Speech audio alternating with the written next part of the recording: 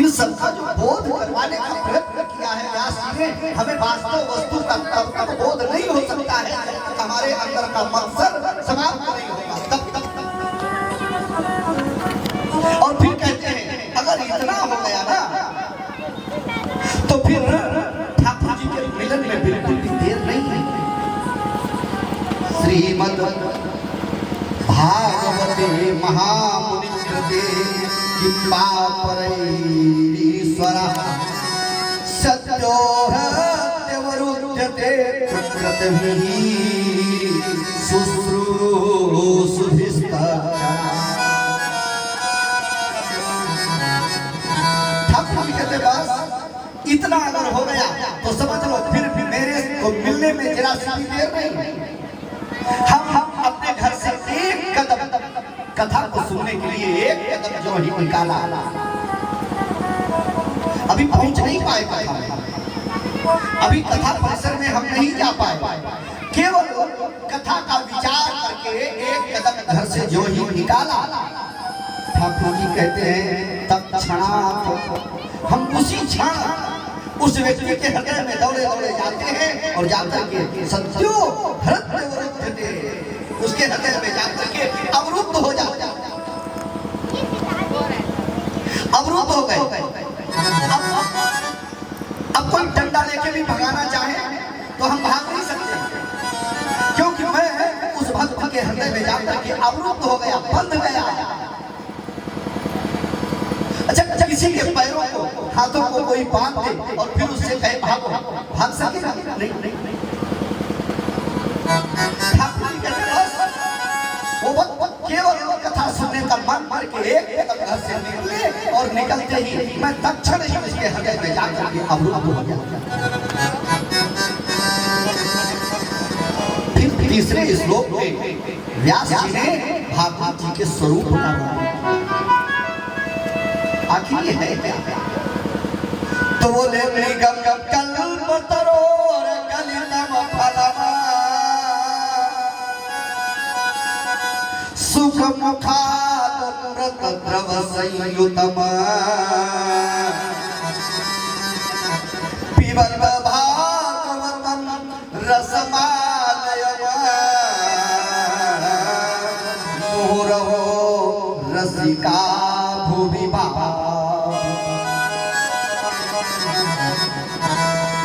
तीसरा श्लोक जो है वो भागवत जी के स्वरूप का वर्णन करता है। आखिर ये है क्या है? ये निगम कल तरोर गलितम फल है। भागवत जी की कथा क्या है? एक फल है। और कैसा फल है?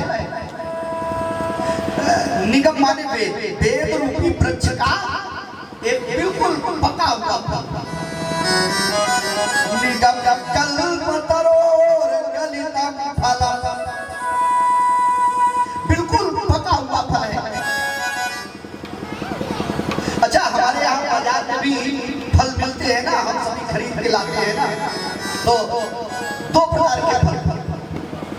एक तो फल जो वृक्ष की शाखा में लगे पक जाता है तो उसका स्वाद जो है वो बिल्कुल अद्भुत होता है। और जो बाजार में बिकते हैं ना, उन फलों को कच्चा ही तोड़ करके और तमाम केमिकलों के द्वारा लगा करके पकाया गया, पक तो गया, लेकिन उसका स्वाद जो है वो उतना मधुर नहीं होगा जितना उस फल का स्वाद मधुर होगा जो वृक्ष की शाखा में लगे पक गया। जब बेचने वाले को क्या है? बेचने वाले के तो अद्भुत तरीके होते हैं। बेचने वाला कभी ये थोड़ी बताएगा कि हमने केमिकल से पकाया है या ये वृक्ष की डाली से लगे पक गया है। नहीं, बेचने वाले को तो अपने फल से मतलब है कि हमारा फल कैसे भी कैसे होते होते बिक गया है। आपने देखा होगा शहरों में बड़े बड़े ठेलियों पे फलों को लगा करके गली गली में लोग आवाज लगा करके बेचते हैं। एक को हम बेचते हुए देखा, वो आवाज लगा रहा है, मलाई वाले केले, मलाई वाले केले। सोचिए जरा, केले एक मलाई के होते हैं देखिए आप नहीं नहीं, लेकिन ये उसका बेचने का अद्भुत तरीका है। उसे तो अपने फलों को बेचना है और बेचने के नए नए ढंग निकाल करके वो आराम से अपने फलों को बेच रहा है। अगर वो ये कह दे नहीं भैया ये परसों के रखे हैं और मीठे नहीं है, तो कोई खरीदेगा नहीं। ताजा है, बिल्कुल मीठे हैं, मलाई वाले हैं, और उसकी बातों में आकर के हम सभी जो है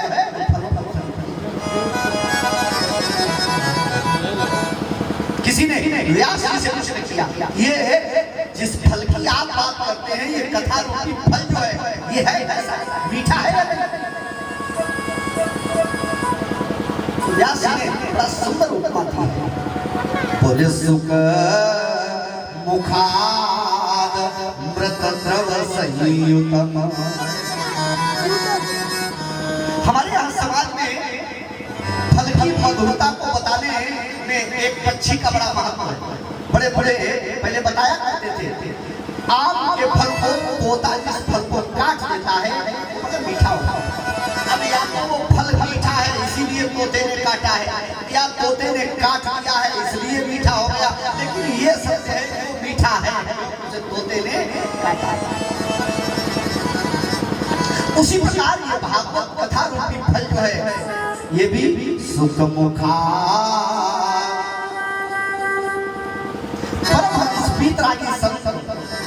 सुखदेव जी महाराज के मुखार धातु से इसका पाचन होने के कारण ये तो बिल्कुल अमृत के समान है, बड़ा ही मधुर।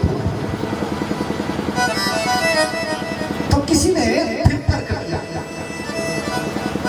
अगर वाकई में ये वृक्ष की शाखा में आपने कहा कि ये वृक्ष की शाखा में लग करके पका है, तो एक बात और है, जो वृक्ष की शाखा में लगे लगे फल पक जाएगा वो अपने आप ही टूटेगा, और जब टूटेगा तो सीधा धड़ाम से पृथ्वी पर आकर के गिरेगा, तो गिरने से फूट सकता है, उसका फल जो है रस जो है बिखर सकता है, अथवा उसमें इस मिट्टी के कण आदि प्रवेश कर जाएंगे, हो सकता है स्वाद में कोई विकृति आ जाए। क्या कहा ऐसा भी नहीं हुआ है, तो बिल्कुल पका हुआ गलितम फलम, और गलितम फलम तो पतितम फलम, ये टूटा भी है, लेकिन टूट करके इस फल की यही विशेषता है कि ये डाल से टूटा तो लेकिन सीधा धड़ाम से पृथ्वी पर नहीं आया, न तो इसके स्वाद में कोई परिवर्तन हुआ, क्योंकि सीधा धड़ाम से पृथ्वी पर आया नहीं, आया है शिष्य परंपरा के अनुसार। जैसे हम सभी जानते हैं ये भागवत जी की कथा जो है वो सबसे पहले भगवान श्री हरि नारायण ने भगवान ब्रह्मा जी को इसको श्रवण करवाया। ब्रह्मा जी के द्वारा इसको नारद जी ने सुना, और नारद जी के द्वारा इसे व्यास जी ने सुना, व्यास जी के द्वारा इसे महात्मा सुखदेव जी ने सुना, और फिर सुखदेव जी के द्वारा परीक्षित जी के माध्यम से सारे संसार तो ये फल वेदों ही साक्षात नारायण, वेद ही साक्षात नारायण स्वरूप है, और ये भगवान श्री हरि नारायण रूपी वृक्ष से जब टूटा तो सबसे पहले ब्रह्मा रूपी शाखा में आकर के अटक गया, क्योंकि भगवान श्री हरि नारायण ने ब्रह्मा जी को सुनाया और उन्होंने सुनकर के धारण कर लिया। जब कभी अवसर आया तब नारद जी को सुनाया, तब तो ये ब्रह्मा जी के पास में ही रहा। तो ये नारायण प्रभु श्री हरि नारायण वृक्ष से टूट करके ब्रह्मा की शाखा में आकर के अटक गया, और फिर ब्रह्मा की शाखा से जब निकला तो नारद की शाखा में आकर के अटक गया, और फिर नारद की शाखा से निकला तो व्यास की शाखा में आकर के अटक गया। उसी प्रकार ये शिष्य परंपरा के अनुसार समय समय धीरे धीरे करके पृथ्वी पर आया, और जिसके कारण इसके स्वाद में कोई परिवर्तन नहीं हुआ, और न टूटा है न फूटा है, क्यों क्या क्यों सुख मुखाद द्रव संयुतम, ये बिल्कुल अमृत के समान परिवर्तन। पिबंत भागवतम अभी आपको थोड़ा और गड़बड़ हो गया। इतनी देर से व्यास जी वर्णन करते रहे, ये फल है, ये फल है, ये फल है, और अंत में फल का वर्णन करते करते कह दिया भाई जो भी इसको पीता है। थोड़ा मन विचलित हुआ, ये कैसा फल है? और अगर ये फल है तो फल तो खाने की वस्तु होती है भैया, फल पिया नहीं जाता। बोलो किसी ने कभी किसी फल को पिया है? फल तो खाया जाता है। और व्यास जी कहते हैं निबत भागवतम रसमागम, इसको पियो। अब श्रोता सब चक्कर में पड़ गए, फल पिए तो कैसे पिए? शंका कर दिया महाराज ये फल पिया कैसे जाएगा? व्यास जी ने संकेत किया ये ऐसा फल है मेरे भाई, देखिए उस फल को हम खाते हैं जिसमें कुछ न कुछ त्याग होता है। छिलका निकल जाएगा, गुठली निकल जाएगी, बीज निकल जाएगा, कुछ न कुछ त्याग होता है। लेकिन ये भगवत कथा रूपी फल ऐसा है कि जिसमें न तो गुठली है और न तो इसमें कोई छिलका है। ये तो केवल और केवल रसालय है, रसालय। इस फल पर कुछ त्याग नहीं है, और जब त्याग नहीं है तो फिर तो इसको पान मानते जाओ।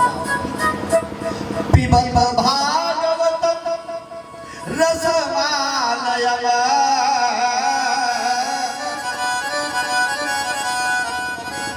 पीजिए।